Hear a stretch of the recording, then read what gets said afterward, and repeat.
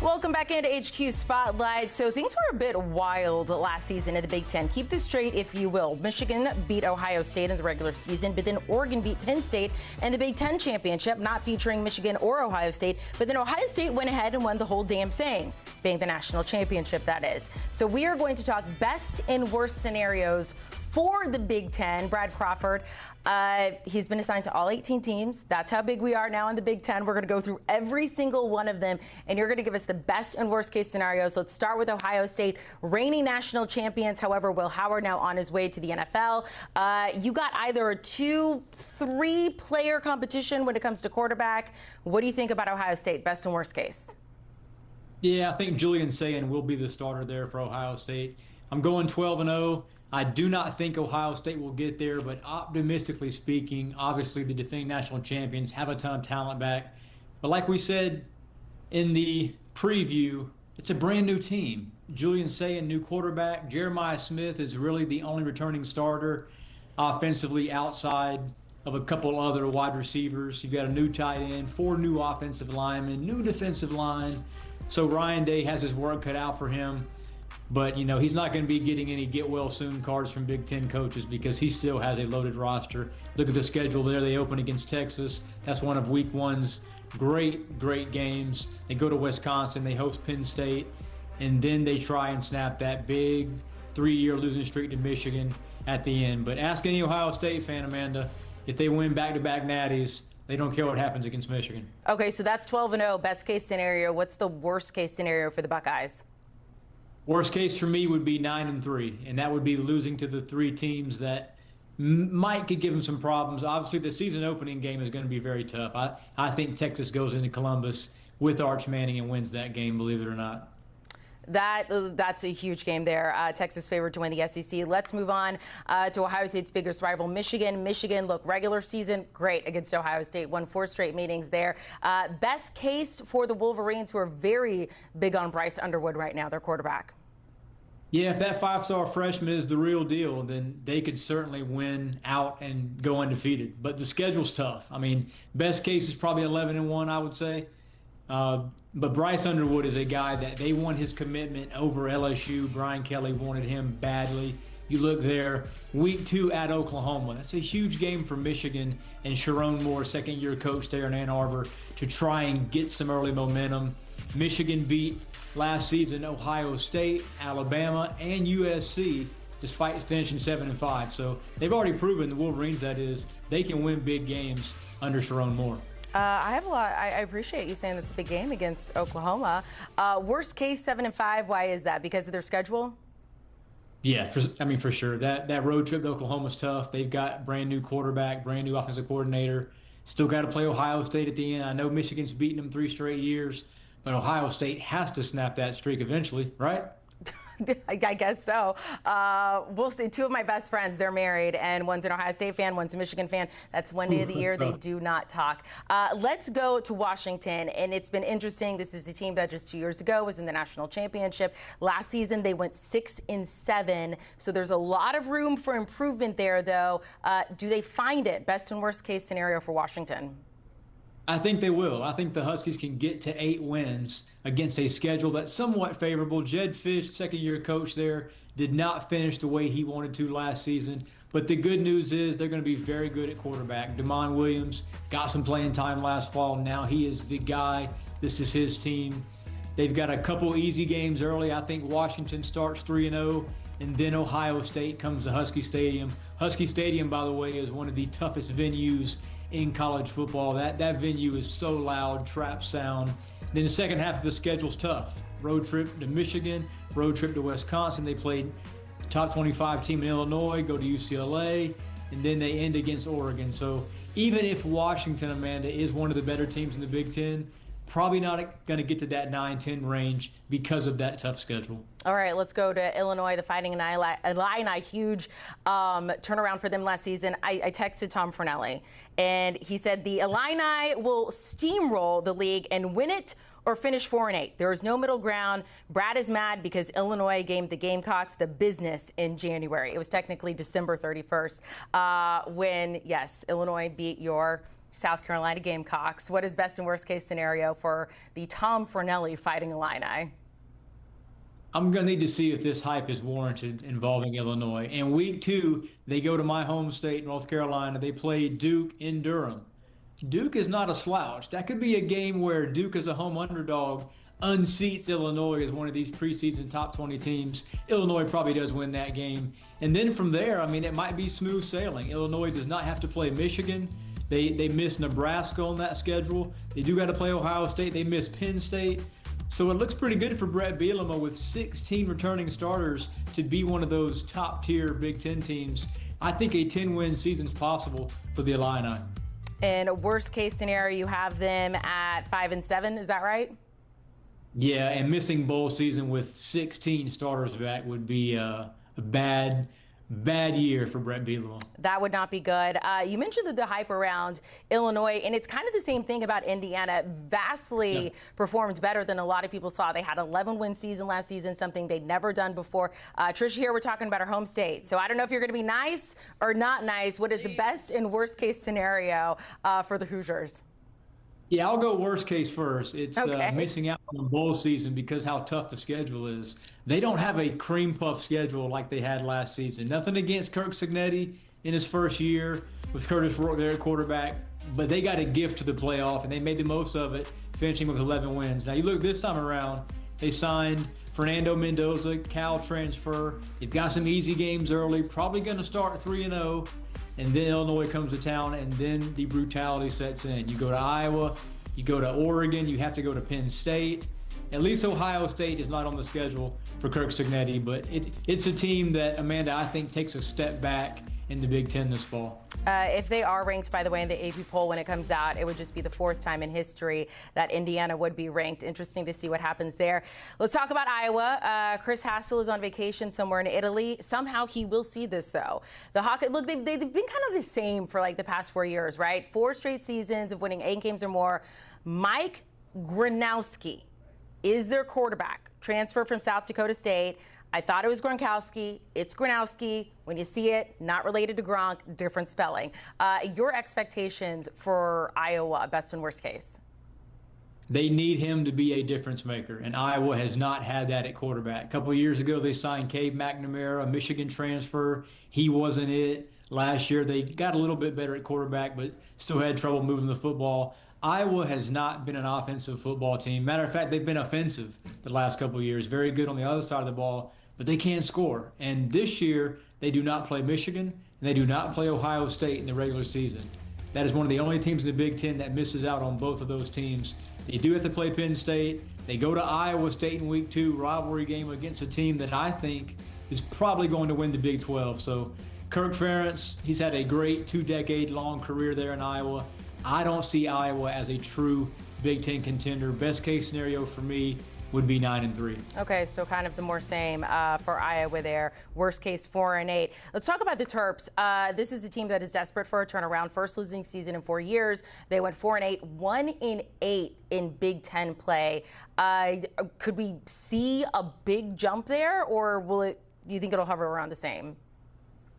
Well, true freshman quarterback Malik Washington is probably going to be the starter. And if he's the truth, then maybe Mike Locksley extends his tenure, does not get fired. But he's on the Big Ten's hottest seat for a reason. And that's because he's 16-40 against Big Ten teams during his time with the Terps. And this schedule for Maryland does not get any easier. You know, that record against the league competition, Amanda, is one of the worst in the last 5 years in the Big Ten. They have to play at UCLA to start the second half. And that kind of starts a tough stretch. Indiana was ranked last season, Rutgers, Illinois, Michigan, and then Michigan State. So Maryland's a team that best case scenario is they get to bowl eligibility, get to the postseason. But what's far more likely is a losing season and Mike Locksley looking for a job in 2026. Worst case, you have them at 3-9. Hopefully it does not get that bad for them. USC, this is a very interesting team. I don't have any love lost for USC, as you know, as an Oklahoma Sooner. However, they went 7-6 overall last season, 4-5 in the conference. They have their quarterback, Jaden Maeva. Somewhat, some people like him, some people, look, he's controversial, let's just say that. What do you think for USC best and worst case? Yeah, I'm not too worried about quarterback. I have faith Lincoln Riley, the quarterback guru of sorts, can get it done out there in LA at that position, no matter who he's got back there. Miller Moss now transferred to last year's starter. But USC in year two in the Big Ten has to get better defensively. They got punched in the mouth by several teams last fall, lost to Minnesota even. That happens again. Lincoln Riley might not have a job either out in SoCal because you can't lose that kind of matchup when you've got a better roster. USC's schedule this season, I think, does set up for success, except for a couple road games. They're not going to beat Notre Dame in South Bend. They're not going to beat Oregon at Outson Stadium, but they do have a shot at winning the other game. So USC best case scenario is 10-2. Worst case for me would be 5-7. And if they finish 5-7 and do not get the bowl eligibility, that's going to be a big time job opening in LA. I was about to say, but that's the worst case scenario. So you're kind of in between. What is kind of the threshold for Lincoln Riley's job in order to save it?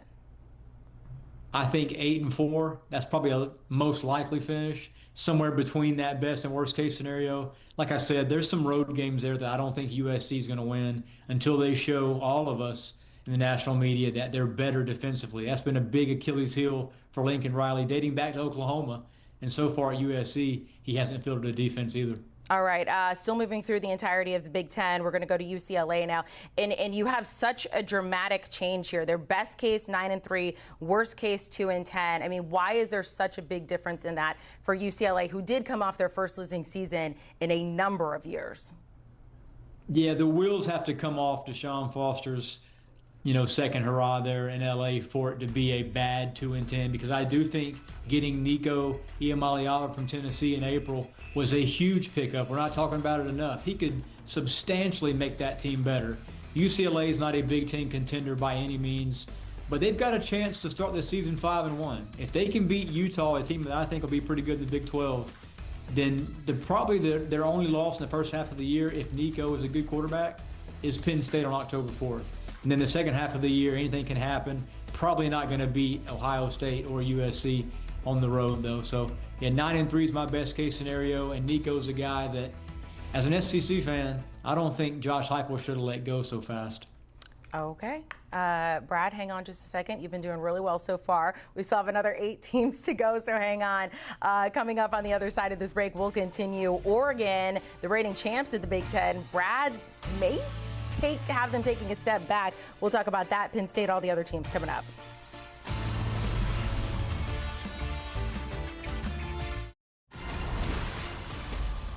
Welcome back into Spotlight here with Brad Crawford, going over the best and worst case scenarios for each team in the Big Ten. Of course, we get Big Ten Media Days going on this week in Vegas. Let's pick it back up here. We've already gone through 8 teams. You're going to have to find it online if you missed it.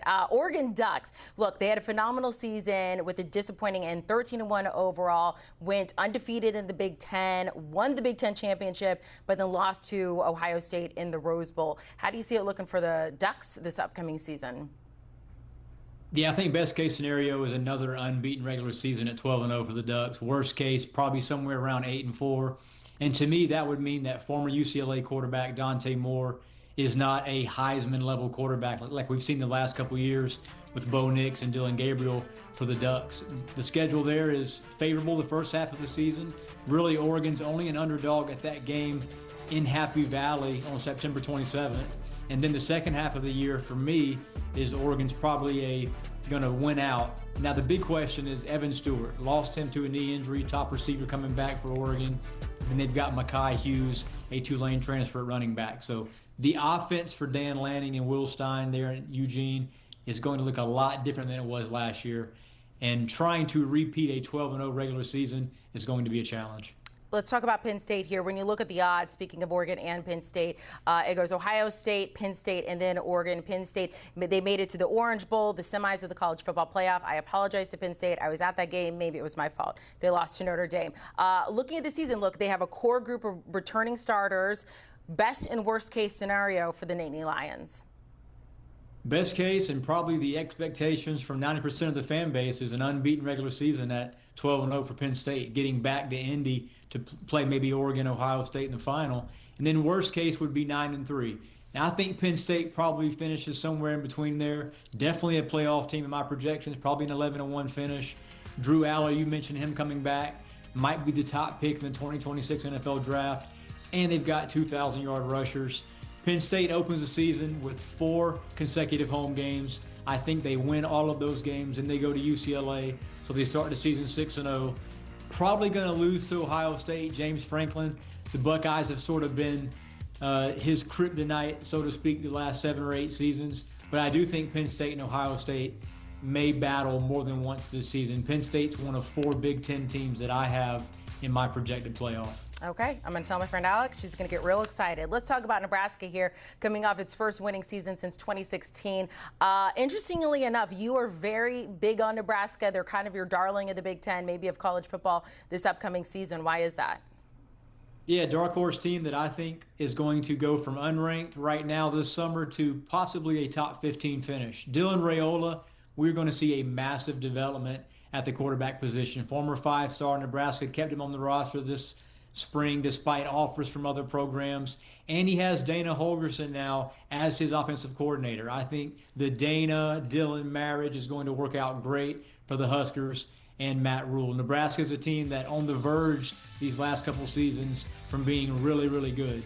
You look at the first 5 weeks. If Nebraska starts the season with a win over Michigan in week 4, probably going to be 6-0 going to Minnesota to start the second half of the season. And then anything can happen. So this is a year that, unlike most, Nebraska has a favorable schedule in the Big Ten. So I'm going 11-1 best case scenario, 5-7 worst case. And if this Huskers team with this schedule finishes with 5 wins, something's wrong for Matt Rule. Let's go to Minnesota here. Kind of finished in the top third of the Big Ten. It's hard to say with 18 teams. I don't do math. 8-5 overall record, 5-4 in the Big Ten here. They do get their leading rusher back, so that's great for them. How are you feeling about the Golden Gophers? Yeah, PJ Fleck got a 1-year extension a few weeks ago through 2030, so the Golden Gophers feel pretty good about who they have in charge of the program right now. I don't see Minnesota as a legitimate Big Ten top-tier contender, but certainly a team that could finish in that middle realm. Minnesota, best case scenario for me would be 9-3. I think there's guaranteed 3 teams on the schedule that the Golden Gophers just simply aren't as talented as. That would be Oregon, that'd be Ohio State, and that'd be Nebraska. But outside of that, I think Minnesota is definitely going to bowl season. Worst case for me would be 4-8. And in order to get to 8 losses, then you're probably going to lose that road trip on September 13 to Cal. That will kind of derail the season, but Minnesota's a team that I think finishes with at least 8 wins. Okay, so you have them bowling. I'm curious to see about Michigan State because they've now lost on 3 straight seasons without going to a bowl game. They do get their quarterback. They lost their top 2 leading rushers. Michigan State, best and worst case. Yeah, bookmark it now. I am a believer in Jonathan Smith. I think the Spartans got this coaching hire right a couple cycles ago. He brought Aiden Childs with him from Oregon State too, and Aiden Childs in year 2 as a starter this fall is going to be one of the Big Ten's biggest difference makers. Now, they might not finish with 9 or 10 wins, but best case scenario wise, I do think the Spartans can get to a 9-3 finish if Childs has a good year and stays healthy. They have those road games at USC and Nebraska. Probably got to split those to win 9 games considering the second half of the schedule. But worst case for me with Michigan State would be 3-9. That's probably a loss to Bill O'Brien in Boston College in week 2. Probably a loss to Southern Cal in week 4 to open Big Ten play. But Michigan State, Amanda, is going to be one of the more improved teams in the conference. And all of that starts with Aiden Childs at quarterback. Let's move into Wisconsin. Coming off its first losing season since 2001. They do not want consecutive losing seasons. They've not had that since the early 90s. Gauntlet of a schedule if I'm looking at Alabama, Ohio State, Michigan, Oregon.